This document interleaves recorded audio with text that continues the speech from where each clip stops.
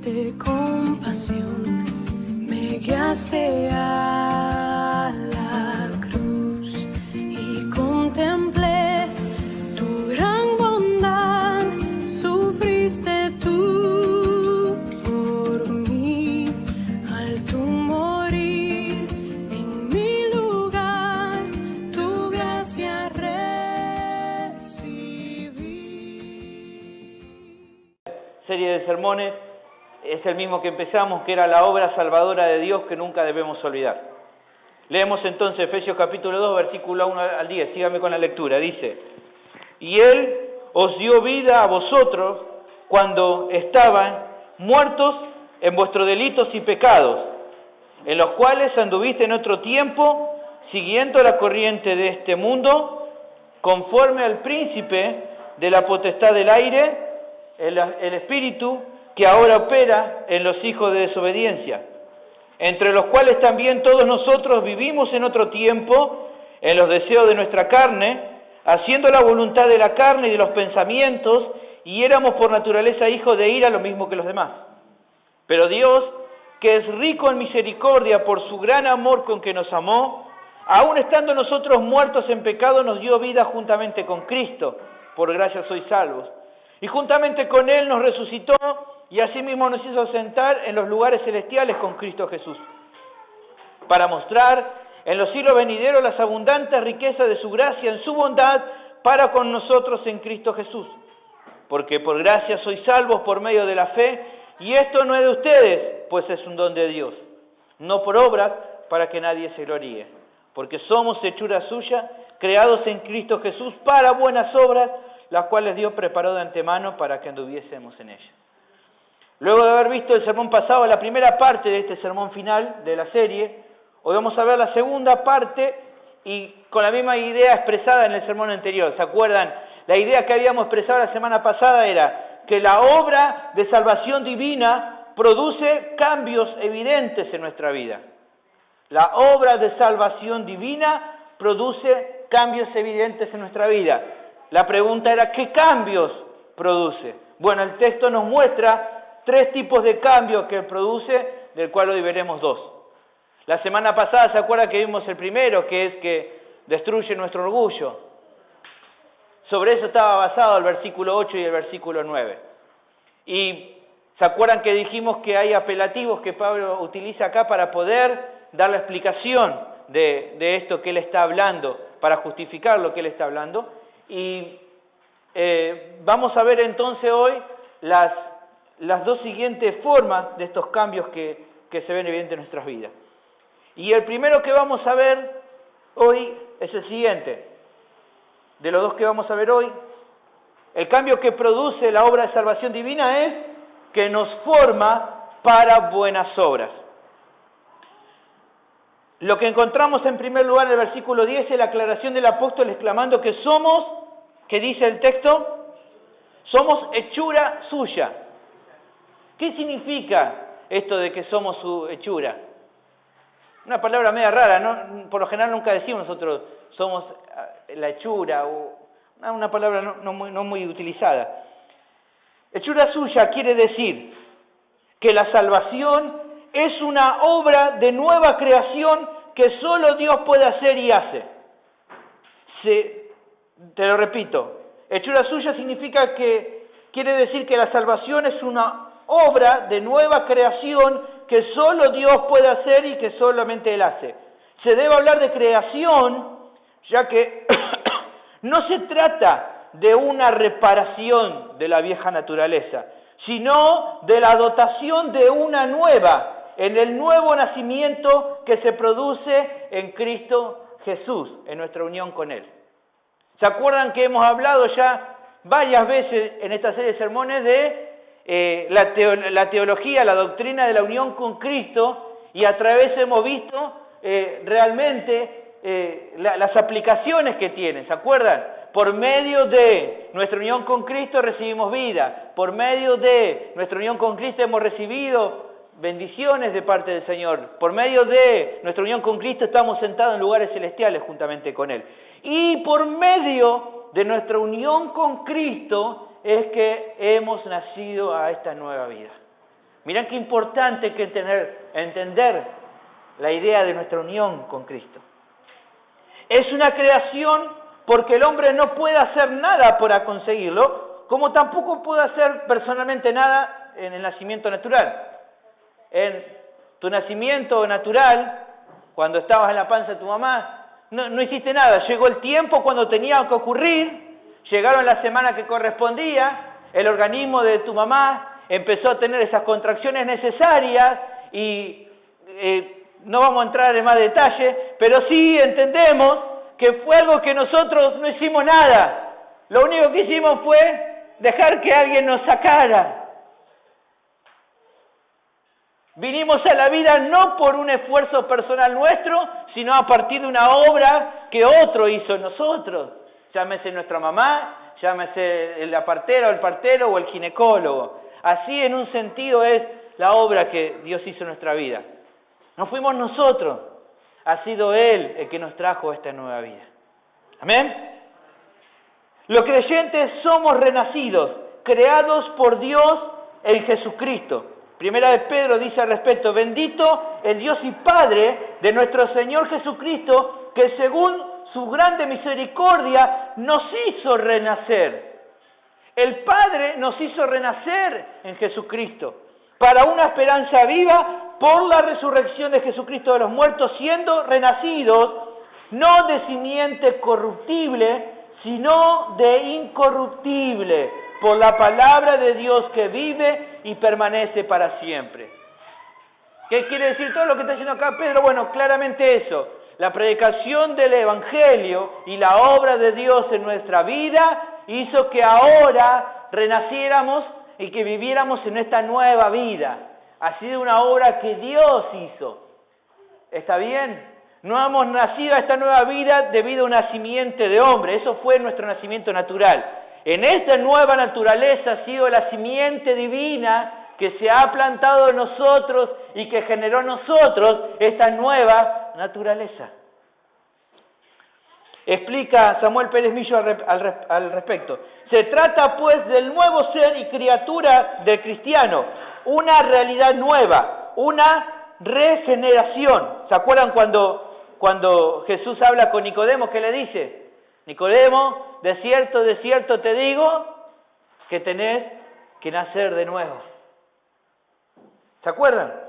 Juan capítulo 3, versículo 5. De cierto te digo que el que no naciere del agua y del Espíritu no puede entrar en el reino de Dios. Acá Jesús estaba hablando de ese nuevo nacimiento. La obra de regeneración espiritual que la hace el Espíritu Santo. ¿Está bien? Pero la hace el Espíritu Santo a partir de ¿qué? De nuestra unión con Cristo. Esta nueva creación dotada de una nueva naturaleza y de una nueva vida, que es vida eterna, se opera por Dios en Cristo Jesús, de quien toma vida, ya que en Él está la vida. ¿Entienden? ¿Por qué somos dotados de una nueva naturaleza, de esta nueva vida? Porque justamente nuestra unión con Cristo hace que de parte de Él, que es la vida, se traslada a nosotros, se transfiere a nosotros la vida. ¿Se acuerdan? Juan dice en 1 al 4, en Él estaba la vida. Entonces nuestra unión con Cristo hace que Cristo nos imparta vida. En Él estaba la vida. ¿Vamos bien hasta acá? Y es precioso cuando empezamos a analizar un poco esta idea de que hemos tenido una nueva naturaleza, esta idea de esta palabra, hechura. Me puse a investigar un poquito qué significa esta palabra, hechura. ¿Cuál es la palabra que utiliza Pablo en el original? Y quiero justamente compartírtelo porque realmente es fabuloso. La palabra hechura en el texto original nos da una idea más preciosa de la obra de Dios. La palabra que utiliza el apóstol es la palabra poiema para hechura. La palabra poiema, de la cual se deriva en castellano, ¿sabe cuál palabra? Poema. La palabra poiema es la que se nos ha trasladado a nosotros y la utilizamos ahora como poema. Esto nos habla en un sentido de que somos como el poema creado por Dios. Una obra maestra creada por el majestuoso Creador. Somos una obra, por así decirlo, de arte, una obra inspirada, una obra preciosa que Él hizo, que Dios hizo. ¿Y sabes por qué es tan preciosa esta nueva naturaleza, esta nueva vida que tenés? ¿Sabes por qué todavía es más preciosa? Porque no sé si te has dado cuenta de que fue creada por el Señor, diseñada por el perito arquitecto desde el comienzo del tiempo, para ser conformados a la imagen de su Hijo Jesucristo. Romanos 8:29 que dice, porque a los que antes los conoció, también los predestinó, los diseñó desde el comienzo, para que fuesen hechos conforme a la imagen de ¿quién? De su Hijo Jesucristo. A ver si entendés esto, hermano. Qué imagen y qué verdad saber que el Padre, al diseñarnos, ¿saben en quién se inspiró? En su Hijo.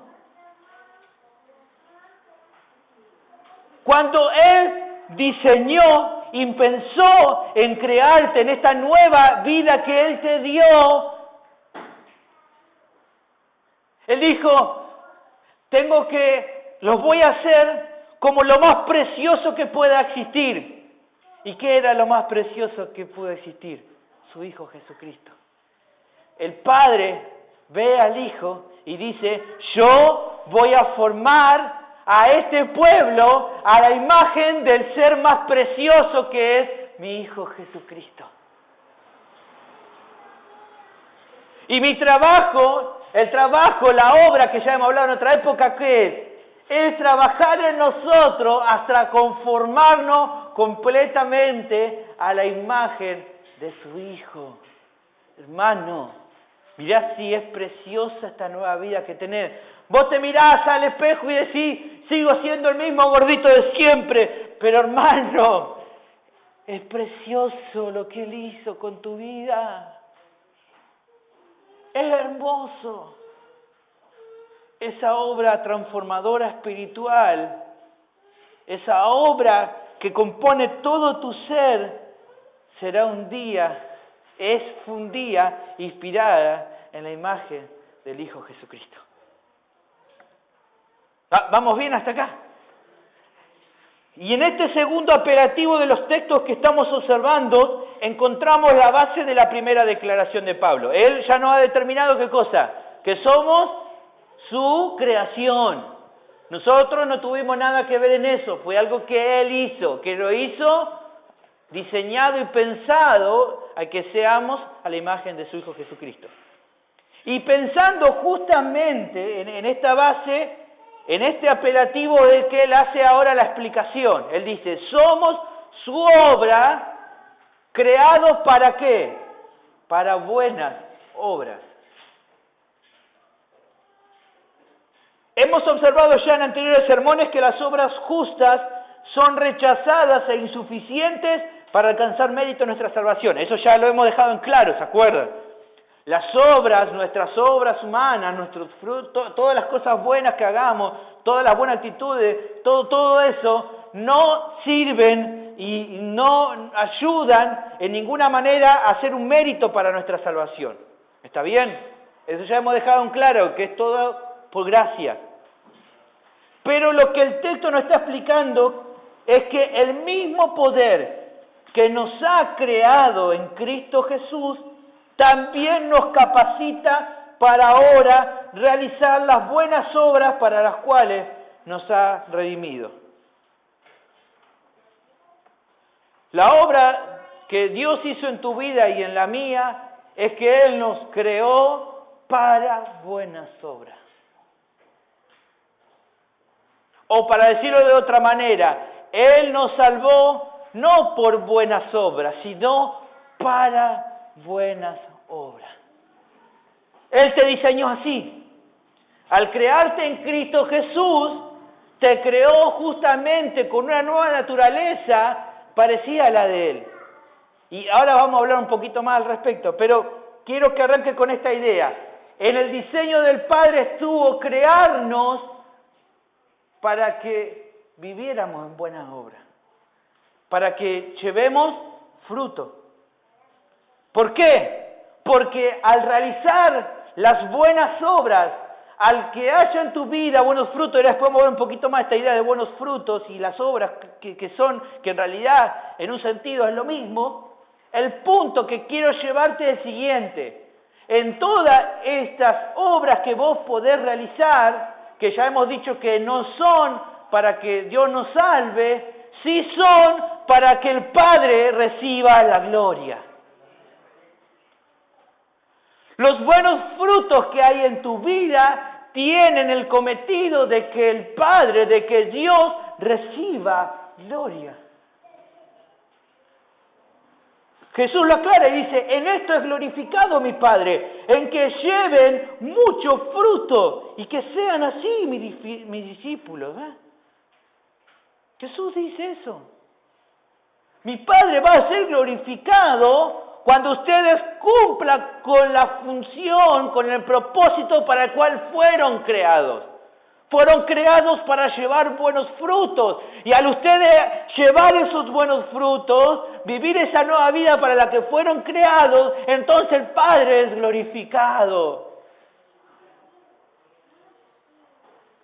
Cuando los hijos de Dios, dice MacArthur, hacen buenas obras, llevan frutos para su reino y traen gloria a su nombre.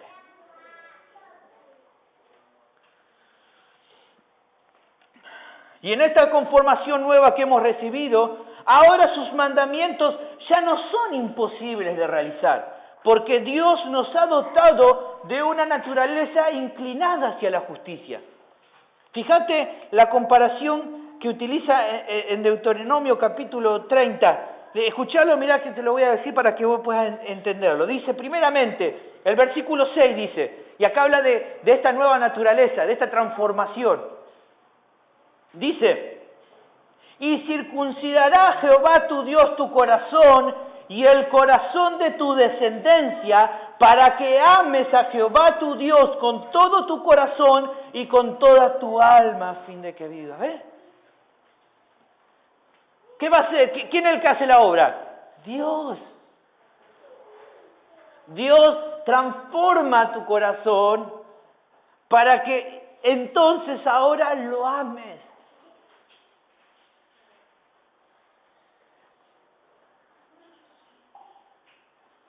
Él toma esa vida rebelde, enemiga de Dios, que no quiere sujetarse a la voluntad de Dios, lo trabaja el corazón, que es lo que después habla Ezequiel, lo mismo. Transforma ese corazón de piedra y lo hace en un corazón de carne, un corazón que ahora ama a Dios, que ahora quiere hacer su voluntad. Y cuando recién ahí lo transforma, y cuando recién ahí toma tu vida y la hace una nueva vida, es entonces lo que le dice después en el versículo 11 al 14. Después de decirle, yo voy a circuncidar tu corazón, le dice en el versículo 11, porque este mandamiento que yo te ordeno hoy no es demasiado difícil para ti ni está lejos. No está en el cielo para que digas, ¿quién subirá por nosotros al cielo y nos lo traerá y nos lo hará oír para que lo cumplamos? Ni está al otro lado del mar para que digas, ¿quién pasará por nosotros al mar? Para que nos lo traiga y nos lo haga oír a fin de que lo cumplamos. Porque muy cerca de ti está la palabra, en tu boca y en tu corazón para que lo cumplas. No está lejos para que lo pueda entender. No está lejos e imposible de poder cumplir. ¿Por qué no? Porque Él ha circuncidado tu corazón de manera que ahora hay un deseo real por querer cumplir la voluntad de Dios. Esa es la evidencia de un corazón nacido de nuevo. Él quiere amar a Dios y como quiere amar a Dios, quiere obedecerle. Es un misterio. Es un misterio.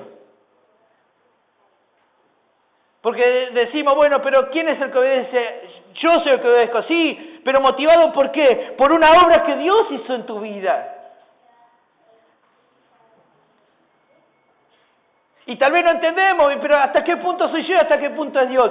No importa, y tal vez tardemos toda la vida en entender qué porcentaje y qué otro. Lo importante de todo esto que entiendas es que si realmente sos alguien nacido de nuevo, esto existe en tu vida, es algo real, no es algo que te cuentan, es algo que es evidente en tu vida. Eso sí es importante, entenderlo.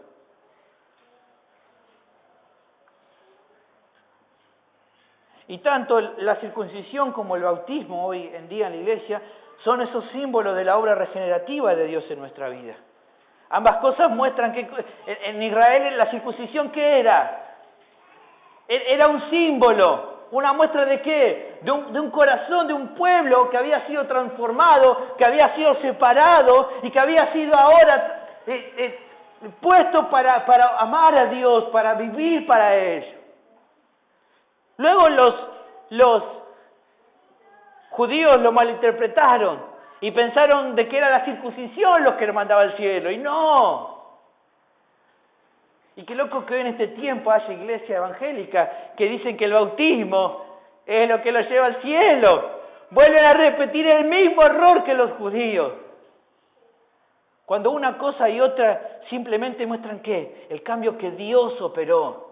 Porque déjame decirte que no hay un bautismo que te salve, que no hay una circuncisión que te salve, y qué bueno que sea eso así, y qué bueno que en realidad no hay oración que repita que te salve. El único que salva es el Señor. Como hablamos esta mañana allí en Ramos, Él es nuestra Pascua. Si somos salvos no es por un mérito personal.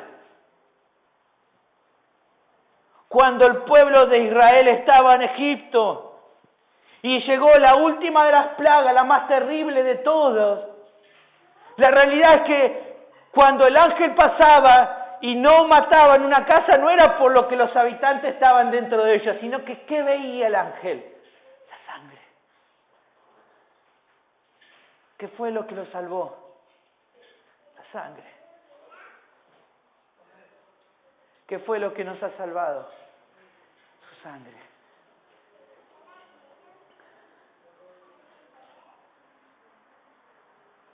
Colosenses habla al respecto y dice, en él también fuiste circuncidado con circuncisión no hecha a mano, al echar de vosotros el cuerpo pecaminoso carnal en la circuncisión de Cristo, sepultados con él en el bautismo, en el cual también fuiste resucitado con él.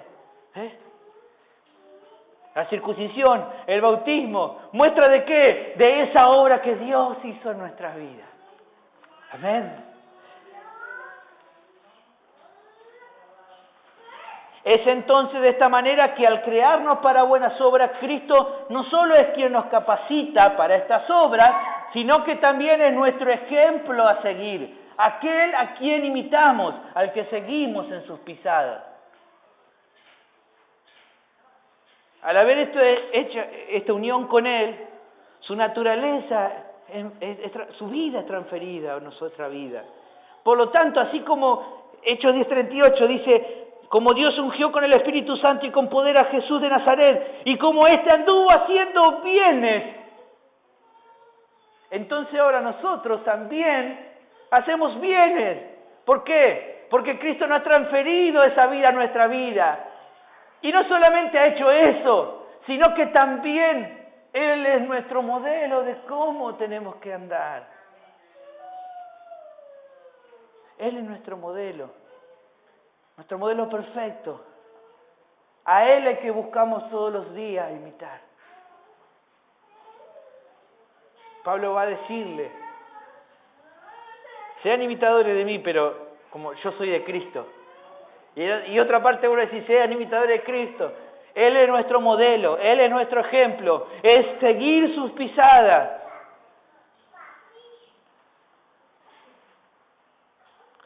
Por último, respecto a esta idea, Hendrickson concluye que Dios también nos preparó en este sentido para las buenas obras, puesto que las buenas obras son fruto de la fe. La fe viva además implica una mente renovada, un corazón agradecido y una voluntad rendida. Con tales ingredientes, todos ellos dones divinos, Dios confecciona o compone las buenas obras. Así entonces, resumiendo, podemos decir que al dar a su Hijo y al impartirnos la fe en ese Hijo, Dios preparó de antemano, lo que dice el versículo, nuestras buenas obras. Cuando Cristo, por medio de su Espíritu, mora en el corazón de los creyentes, sus dones y sus gracias son otorgados a ellos, de modo que ellos también llevan frutos, tales como amor, gozo, paz, paciencia, benignidad, fidelidad, mansedumbre, dominio propio. Es esa fe que Él ha impartido en nuestra vida, que nos ha llevado a que nosotros podamos creer en Él, es una fe que no queda ahí. Eso es lo que está acá diciendo Hendrickson. No es simplemente una fe que te lleva a creer en Cristo y ya está, sino que es una fe viva que te prepara para buenas obras. Es una fe que no solamente te lleva a creer en Cristo, sino también te lleva a tener frutos. Eso es lo que Santiago dice cuando él dice, la fe sin obra es una fe muerta. Una fe que no produce fruto, una fe que no produce obra, en realidad no es una fe verdadera. Es una mentira. No dice Santiago de que las obras me salvan, de que es fe más obra. Lo que está diciendo él que si hay fe, entonces hay obras. Que si hay fe, entonces hay frutos. O tomémoslo al revés. Si no hay frutos, si no hay obra, seguramente no hay fe verdadera.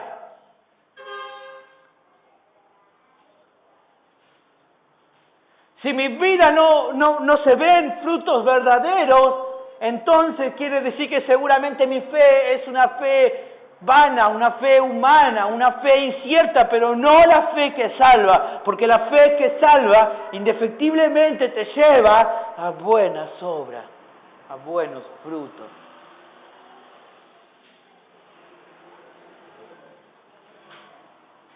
Algunos dicen, yo creo en Dios. Algunos otros dicen, yo creo a Dios, pero no puedo perdonar. Algunos dicen, yo creo en Dios, pero no puedo vivir en santidad. Algunos dicen, yo creo en Dios, pero no puedo vencer mis pasiones. Algunos dicen, yo creo en Dios, pero mi temperamento, mi carácter sigue siendo el mismo de siempre. Hermano, eso es peligroso. Es peligroso.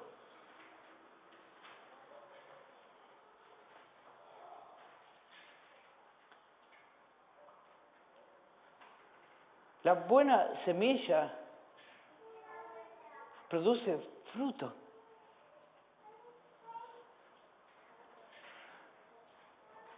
Si no produce fruto, entonces fue una semilla plantada al costado del camino, entre espinos, entre piedras, que no generó fruto.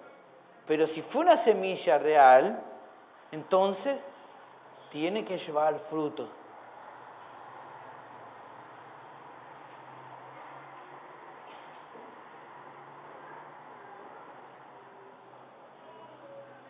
La idea que quiero transmitirte con todo este desarrollo es que realmente las obras son rechazadas por Dios como mérito para nuestra salvación, pero que a la luz de lo visto son propias de cada creyente genuino debido a la nueva naturaleza que él posee.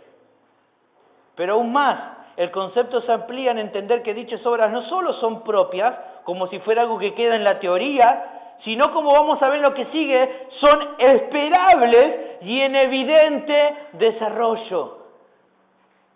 Y eso nos lleva a la segunda parte de este sermón.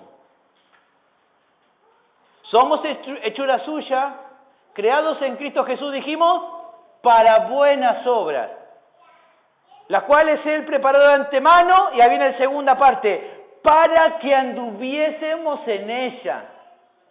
O sea, este andar te da una idea de ¿qué? De un progreso. de un caminar, de un desarrollo. Luego de dar su segundo apelativo, el apóstol declara el propósito de nuestra creación, que es para buenas obras. Pero luego, siguiendo el texto, encontramos lo que podríamos decir que es como un segundo propósito, pero que en realidad es una verdad que se desprende de la primera. No es que acá hay dos propósitos, que es para buenas obras y para que anduviésemos en ella. No, este segundo propósito en realidad es una verdad que se desprende de la primera. Si fui creado para buenas obras, obviamente fui creado para andar en ella, para seguir en ella, para crecer en ella.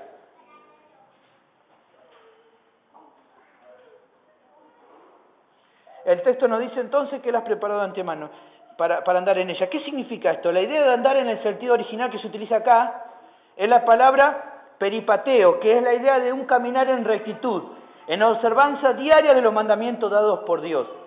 Se utiliza varias veces, la utiliza Pablo. La utiliza, por ejemplo, en Colosenses 2:6, cuando dice, por tanto, de la manera en que habéis recibido al Señor Jesucristo, andad en Él. Prosigan en Él. Síganlo a Él. Síganlo.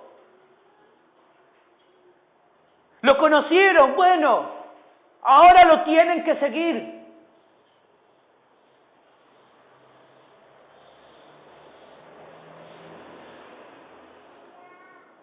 ¿Se acuerdan lo que le dijo Jesús al paralítico? ¿Qué fue lo primero que le dijo? ¡Levántate!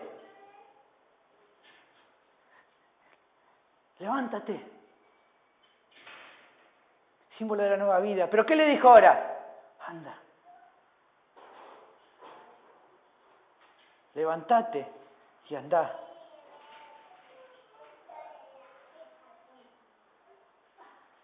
Síganme, dijo el Señor. Síganme. Como expresa Bain al respecto, el cristiano tiene que andar en novedad de vida.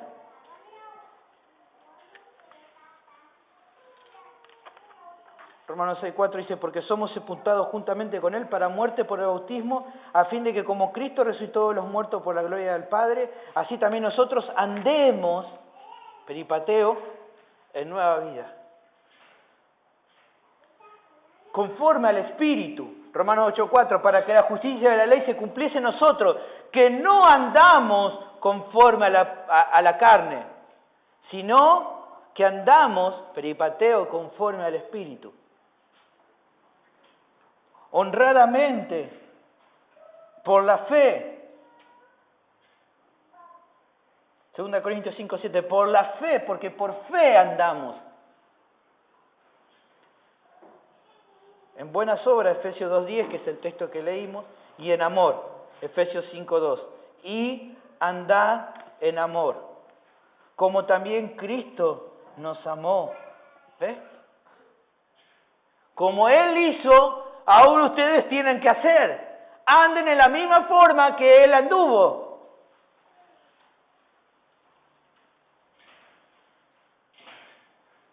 Andad en sabiduría, andad en la verdad. Después lee todo eso porque tenés un montón de versículos a hablar al respecto. Según los mandamientos del Señor, segunda de Juan 6. Y este es el amor, que andemos según sus mandamientos. Peripateo.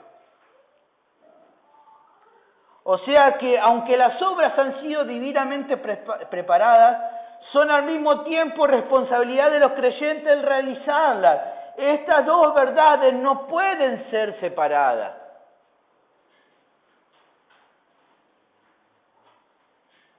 Algunos dicen, bueno, lo que pasa es que yo no puedo perdonar. Si Dios no me cambia el corazón, yo no lo puedo hacer. Eso es una excusa, hermano. Si realmente sos una nueva criatura, Dios te ha dotado para que puedas perdonar.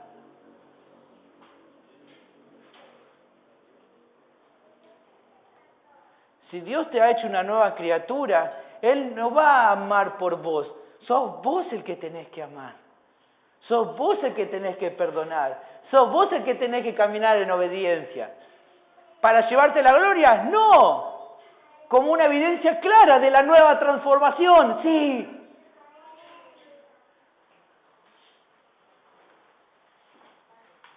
El cristiano las hace no para que Dios lo salve, sino a partir de la transformación que Dios ha hecho en su ser. Como decíamos anteriormente, estas buenas obras se esperan en cada creyente. Así como se espera, ¿qué cosa? Por ejemplo, la mariposa se espera que vuele en esa preciosa metamorfosis en la cual ella no es más que una oruga, antes era una oruga. Muchos de ustedes lo han visto en el colegio, ¿se acuerdan? La oruga de repente sufre un cambio, una metamorfosis y se transforma en una preciosa mariposa. ¿Qué se espera de esa mariposa? ¡Que vuele! ¿Y qué? La mariposa se va a gloriar para que vuela. De ninguna manera, ¿por qué? Porque ella ha sido creada para eso. Así es la vida del cristiano. Se esperan obras, pero ¿se va a gloriar en ellas? No. ¿Por qué no? Porque ha sido creado para eso.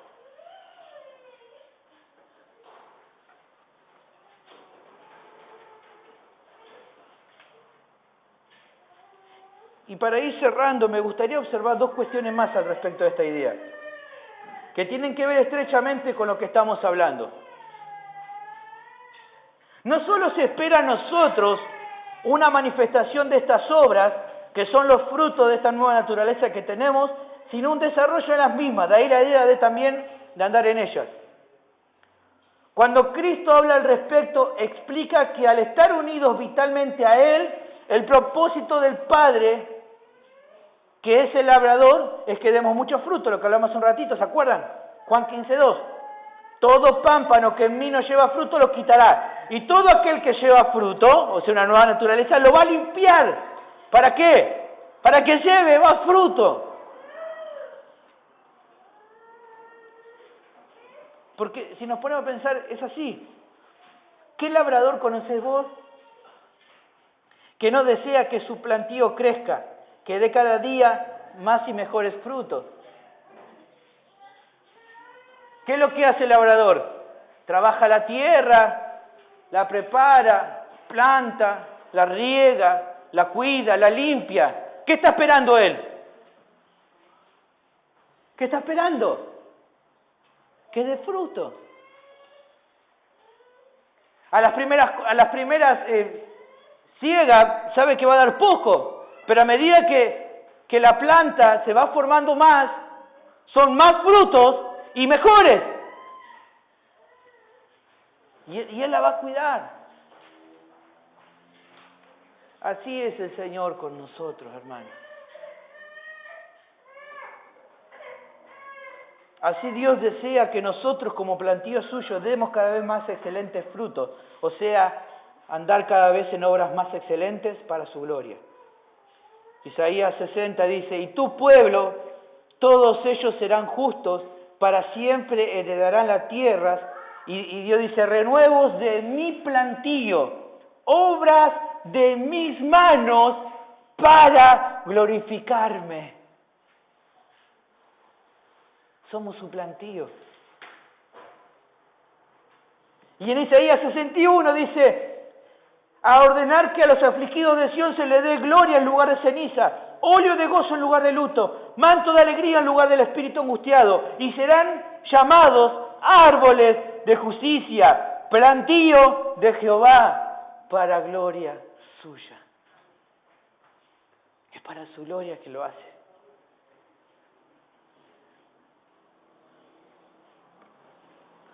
Y la pregunta que nos surge ante esta verdad es, ¿cómo lograr que estos frutos, que estas obras sean cada vez mejores y así que glorifiquen a Dios? La pregunta vos me hace, bueno, la voluntad de Dios es que yo dé buenos frutos. Y me ha explicado de que es una... Tengo que generar, tengo que trabajar por eso, ¿cómo se hace?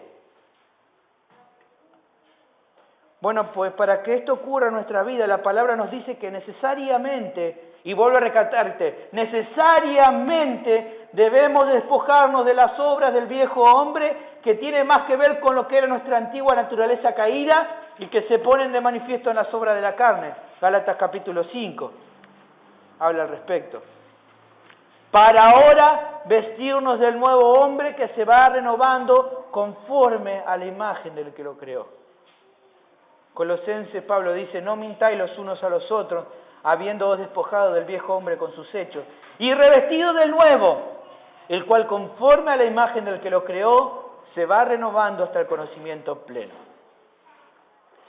Y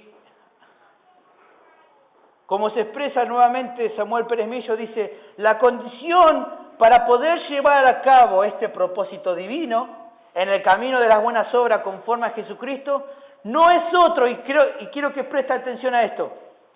Samuel Pérez Millo dice, la única forma de poder cumplir con este propósito, no hay otra manera, él dice, no es otra que la vivencia personal de Jesús. Esto es, que el Señor se haga vida en la vida del creyente por su espíritu, a fin de alcanzar lo que Pablo expresa en Filipenses cuando él dice, porque para mí el vivir es Cristo. La única forma de poder vivir en esos nuevos frutos es que Cristo cada día, por medio de su Espíritu Santo, por medio de su palabra, penetre más en mi vida y en tu vida.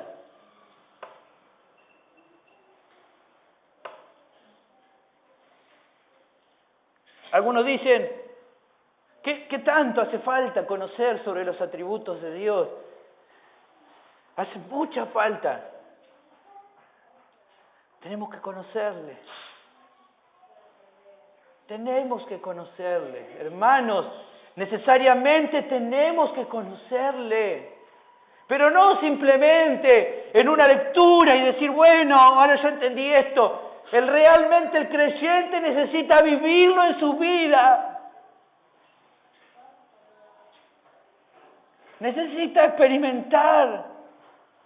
Necesita conocer. Necesita que estas verdades de lo que Cristo es se hagan uno con uno.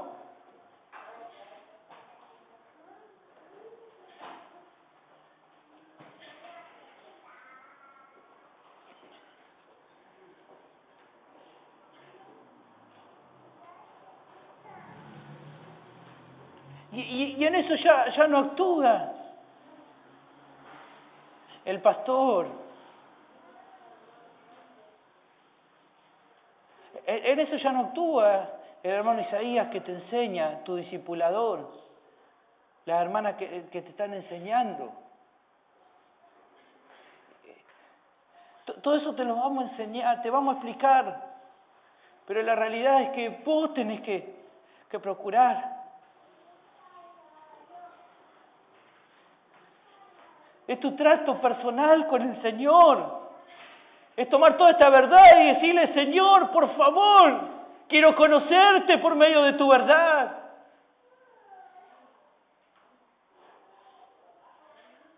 Si no se trata de simple y pura teoría.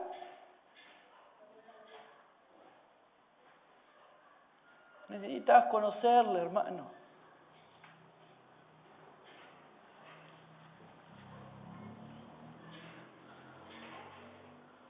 Necesitas conocerle.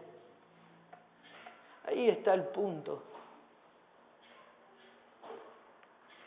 Por eso para muchos es inentendible esto que hablábamos de los frutos.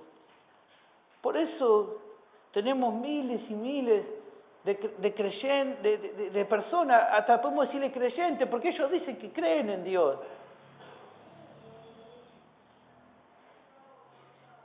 Miles y miles de personas que están en las iglesias y que siguen viviendo la vida en pecado. Miles de jóvenes que hoy están metidos en la pornografía, en la mentira. Miles de personas que viven simplemente por la avaricia de sus corazones. ¿Y por qué no? Porque solamente han entendido un poco esta verdad, pero realmente todavía no han conocido realmente a Cristo.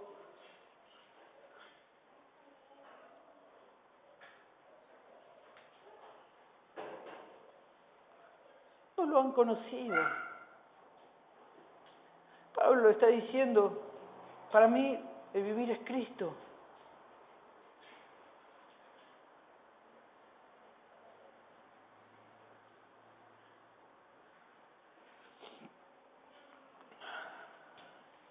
Y esto es importante, hermanos, que lo entendamos.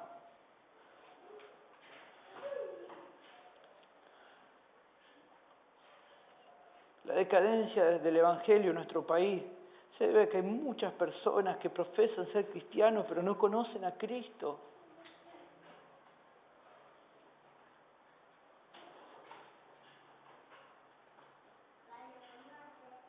Y en eso se cumple lo que el Señor decía. Cuando dice, en aquel día muchos vendrán y me dirán, Señor, Señor, en tu nombre hice esto, en tu nombre hice otro, en tu nombre entendí que tenía que hacer esto, entonces lo hice, entendí que tenía que hacer esto otro y lo hice, entendí que tenía que hacer esto y lo hice. Pero ¿sabes qué dice el Señor? Apartate de mí, nunca me conociste realmente. Entendiste muchas cosas del Evangelio, entendiste que tenías que cambiar tu forma de hablar, entendiste que tenías que cambiar tu forma de vestirte, entendiste que tenías que dejar muchas cosas, pero en realidad nunca viviste realmente conmigo. Nunca supiste lo que es vivir en Cristo. Por eso dice, nunca te conocí. Entendiste muchas cosas de la Biblia y te convenciste de que eran importantes, pero nunca realmente conociste lo más importante, que era a mí. Y eso ha traído decadencia.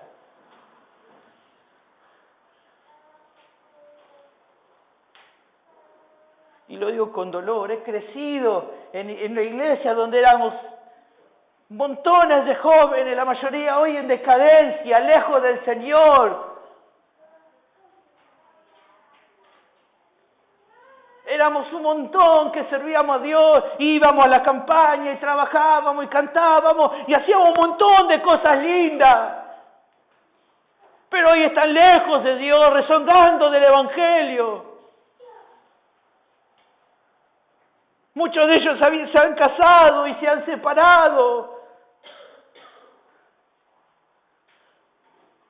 Muchos de ellos, a veces hablo con muchos de estos, ¿cómo está? Y acá andamos luchando, y acá andamos queriendo volver. Su conciencia le dice, algo está mal. ¿Qué pasa con estos muchachos, con estas chicas? ¿Qué es lo que pasa? Pasa eso, que se convencieron de que había que supuestamente vivir para Dios, pero realmente nunca lo conocieron. Y tarde o temprano vino la tentación, tarde o temprano vino lo que el mundo les ofreció. ¿Y qué no van a querer? Porque solamente cuando conoces a Cristo te das cuenta de lo precioso que es Él. Solamente así.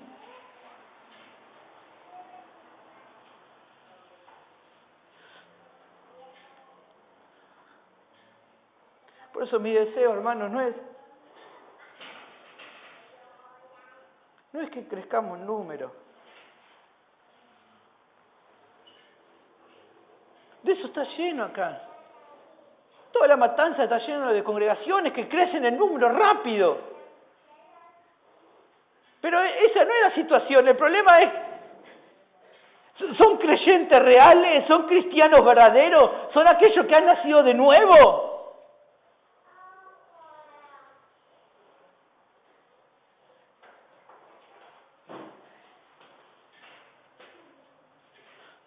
Mi deseo, hermano, es que seamos 20, seamos 50, seamos lo que seamos realmente hijos de Dios, los que estamos todos acá.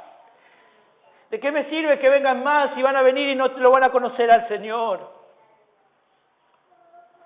Yo quiero que cada uno de los que se congreguen en este lugar realmente lo conozca a Él.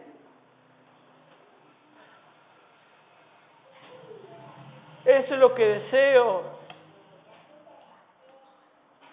Mi deseo es que los que están todos aquí un día se presenten ante Dios sin vergüenza, y que no salgan con vergüenza, avergonzados de su presencia. Mi deseo es que realmente lo conozcas a Él. Porque si no lo conoces, hay un destino que es el infierno. No hay otro.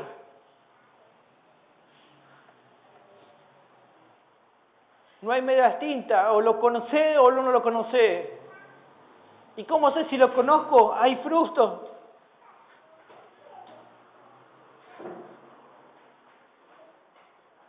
Y no estoy diciendo para asustar a nadie.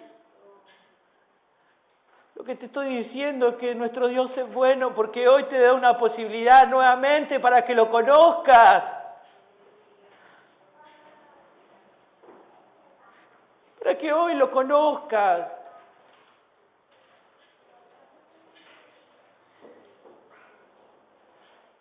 ¿Qué tengo que hacer? Nada. Él te dice, vení a mí, vení. Deja de confiar en tus obras, deja de confiar en lo que vos podés hacer, deja de pensar y decir, me voy a poner las pilas, deja de confiar en vos y confía en Él.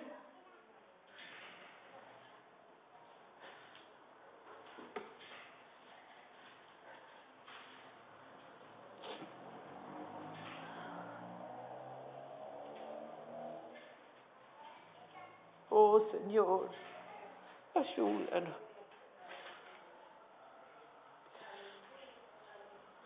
Ayúdanos, por favor.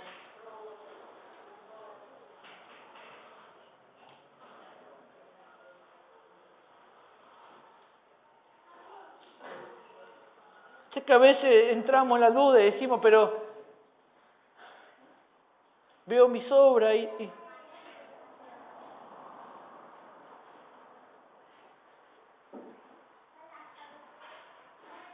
si sos realmente cristiano, hay un progreso.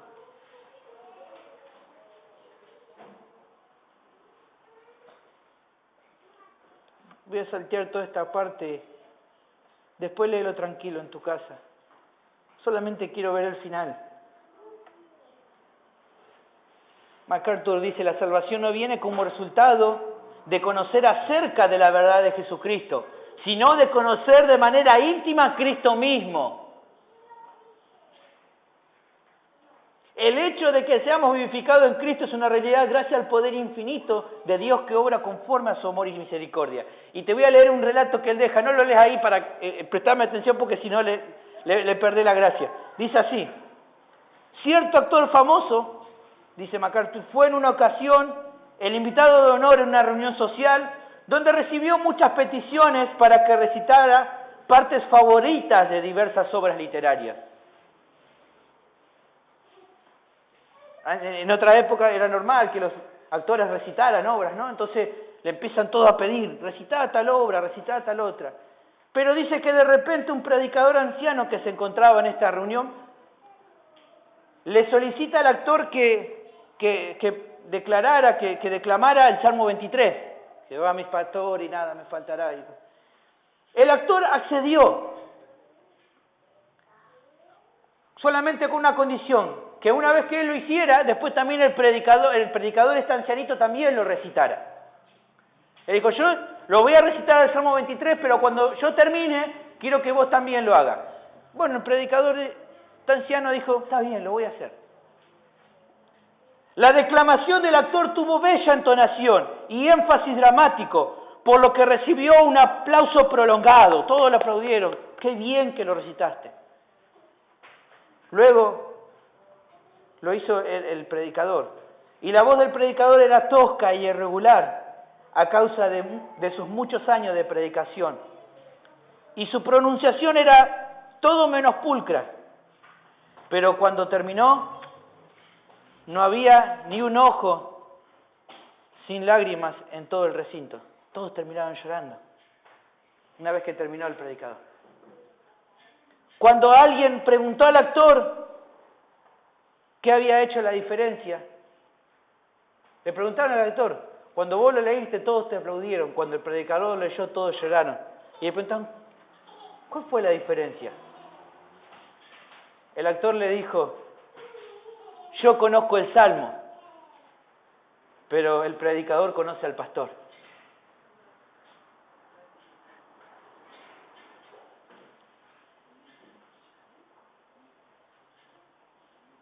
No se trata simplemente de conocer la Biblia, se trata de conocer al Dios de la Biblia.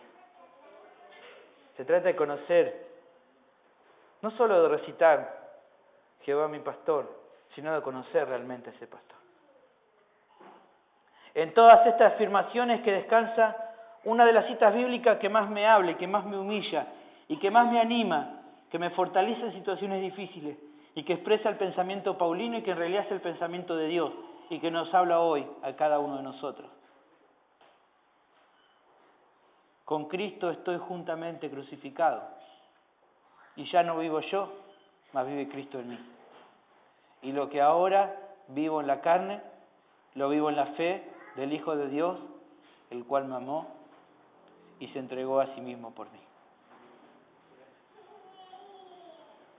Vamos a orar en esta noche.